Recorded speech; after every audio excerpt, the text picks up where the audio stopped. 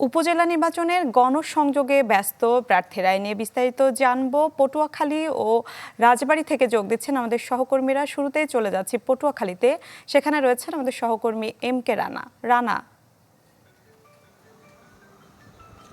হ্যাঁ মিলা, আপনাকে জানিয়ে রাখি আসলে আগামী 21 তারিখে কিন্তু দ্বিতীয় ধাপের যে পটুয়াখালী 3টি উপজেলা নির্বাচন সেটা কিন্তু অনুষ্ঠিত হতে যাচ্ছে। এছাড়া আরেকটি নির্বাচন যে 29শে মে তৃতীয় ধাপের যে নির্বাচন, সেই নির্বাচন কিন্তু পটুয়াখালী সদর, মির্জাগঞ্জ, দুমকি উপজেলা। এর বাইরে যে 21 তারিখে যে নির্বাচন, সেই নির্বাচন কিন্তু বাউফল, গলাচিপা ও দশমিনা এই 3টি উপজেলায়। এবারে উপজেলা নির্বাচন পরিষদের নির্বাচনে অংশগ্রহণ নেওয়া চেয়ারম্যান প্রার্থী, ভাইস চেয়ারম্যান প্রার্থী সহ নিজ নিজ কর্মীরা কিন্তু সমর্থক নিয়ে সকাল থেকে গভীর রাত পর্যন্ত কিন্তু তাদের প্রচারণা চালিয়ে যাচ্ছেন। এতে কিন্তু তাদের একরকম ঘুম হারাম হয়ে গেছে। ফলে প্রার্থীরা যে ভোটারদের দ্বারে দ্বারে গিয়ে তাদের যে প্রতিশ্রুতি, সেই প্রতিশ্রুতি কতটা বাস্তবায়ন করবেন এবং কতটা রাখতে পারবেন, কি কোন ভোটারদের যে দাবি বা চাহিদা, সেই চাহিদা পূরণে কতটা সদস্য হতে পারবেন, সেই ব্যাপারটা কিন্তু ভোটারদেরকে আশ্বস্ত করার চেষ্টা করছেন প্রার্থীরা। এর মধ্যে কিন্তু বাউফল উপজেলা চেয়ারম্যান পদে কিন্তু 4 জন প্রার্থী প্রতিদ্বন্দ্বিতা করছেন। এর বাইরে কিন্তু 2 জন ভাইস চেয়ারম্যান, 2 জন মহিলা ভাইস চেয়ারম্যান প্রার্থী সহ প্রায় 8 জন প্রার্থী কিন্তু বাউফল উপজেলা নির্বাচন করছেন। এদের মধ্যে কিন্তু উপজেলা চেয়ারম্যান পদে আওয়ামী লীগের সাধারণ সম্পাদক ও বর্তমান উপজেলা চেয়ারম্যান কিন্তু আব্দুল মোতালেব হাওলাদার ঘোড়াপ্রতীক ও উপজেলা চেয়ারম্যান সহসভাপতি মোশারেফ হোসেন খান কিন্তু এই দুই প্রতীকের মধ্যে কিন্তু এই দুই যিনি আনারস প্রতীক নিয়ে নির্বাচন করছেন, এই 2 জনের মধ্যে কিন্তু হাড্ডাহাড্ডি লড়াইয়ের কিন্তু মনে করছেন ভোটাররা। এছাড়া ভোটাররা আরও জানান যে আসলে 2 জনের মাঝের লড়াইতে হয়তো মাঝ থেকে যে গোল দিতে পারেন লাবলু বিশেষ নামে, যিনি কাপ্রিস প্রতীক নিয়ে নির্বাচন করেছেন।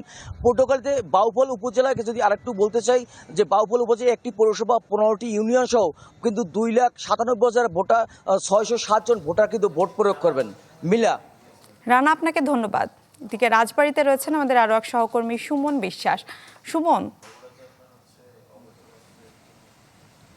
মিলা, দ্বিতীয় ধাপের রাজবাড়ীর 3টি উপজেলা পরিষদের নির্বাচন অনুষ্ঠিত হবে। এর মধ্যে রাজবাড়ী সদর, বালিয়াকান্দি এবং গোয়ালন্দ উপজেলায়। তবে বালিয়াকান্দি উপজেলায় আমরা দেখছি গতকাল রাতেও আনারস প্রতীকের সমর্থকের উপর হামলার সে গুরুতর আহত হয়েছে এবং হাসপাতালে ভর্তি, এবং একই প্রার্থী বাড়িতেও এর আগে হামলার ঘটনা ঘটেছে। সবকিছু মিলিয়ে বালিয়াকান্দি উপজেলা পরিষদ নির্বাচন নিয়ে আনারস প্রতীকের প্রার্থী তিনি শঙ্কিত এবং সুষ্ঠু ভোট নিয়েও তিনি শঙ্কিত।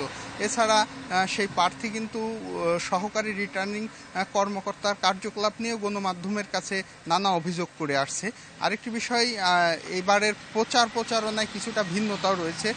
আমরা দেখছি যে এবারে এই উপজেলা পরিষদ নির্বাচনে রঙিন পোস্টার, ব্যানার সহ বিলবোর্ডও প্রার্থীরা করতে পেরেছে। রাজবাড়ী সদর উপজেলায় অন্যান্য উপজেলা থেকে প্রার্থী সংখ্যা বেশ বেশি। এখানে 10 জন ভাইস চেয়ারম্যান, 6 জন নারী ভাইস চেয়ারম্যান এবং 2 জন চেয়ারম্যান পদে প্রতিদ্বন্দ্বিতা করছে। মোট 18 জন প্রার্থী, এবং এই যে শেষ সময়ে সবাই কিন্তু সকাল থেকে গভীর রাত পর্যন্ত গণসংযোগে ব্যস্ত। এছাড়া গোয়ালন্দ উপজেলায়ও নির্বাচনী প্রচারণা কিন্তু দিনভর প্রার্থীরা করছে। গোয়ালন্দ উপজেলাটি নদী ভাঙন কবলিত, ফলে সেখানকার প্রার্থীরা কিন্তু এই নদী ভাঙন রোধে নানা প্রতিশ্রুতি দিচ্ছে। সবকিছু মিলিয়ে আমরা দেখছি যে এই যে 3টি উপজেলায় শেষ সময়ে প্রচারণায় ব্যস্ত সময় পার করছে প্রার্থীরা। মিলা। সুমন, আপনাকে ধন্যবাদ। দর্শক, উপজেলা নির্বাচনের প্রচারণার খবর জানাচ্ছিলেন আমাদের সহকর্মীরা।